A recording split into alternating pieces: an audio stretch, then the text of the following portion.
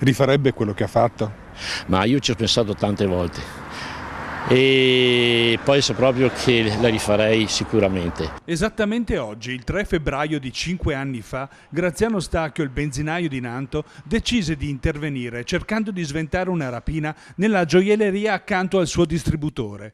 Un comando di 5 uomini, armati e decisi a tutto, stava facendo irruzione, spaventando a morte Jenny, l'unica commessa presente a quell'ora.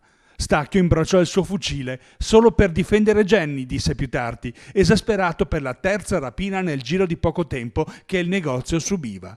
Sparò per spaventare, ma i banditi replicarono con feroce determinazione. Non ho mai avuto il coraggio di cancellare i segni di quell'episodio. Ero lì di dietro praticamente, che mi proteggevo e mi sono arrivati i colpi lì. Quelli lì sono 2 colpi che sono arrivati sparati dall'interno della macchina e hanno forato il parabrise all'interno della macchina e poi sono finiti lì. Non mi sono mai preso di dare una botta di colore, di nasconderlo, perché siano di monito alle persone che agiscono in quel modo. Uno dei banditi fu ferito a morte dai colpi esplosi dal benzinaio.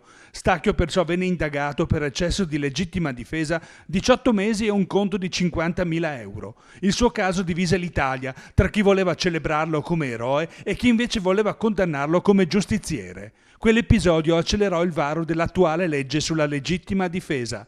Tanto però resta da fare, soprattutto per sensibilizzare le coscienze. Non c'è quella sensibilità da parte delle istituzioni di far capire che è ora di finirla in sostanza. Perché aggredire anche gli anziani in casa, le povere persone inermi, per rubarli cosa? Rubarli magari 150-200 euro? No, non si possono accettare queste cose. Questa sera Nanto si stringerà ancora una volta attorno al suo famoso concittadino per ringraziare ricordando. Non è una cosa che ti passa, non te la dimenticherai mai. Quindi è giusto ricordare stasera, in questo momento, anche e condividerlo con chi parteciperà della sua comunità. Sì. È giusto anche partecipare, anche per far scaturire un po' di più responsabilità anche da parte delle istituzioni, insomma, ecco, che si rendano conto che qualcosa deve cambiare.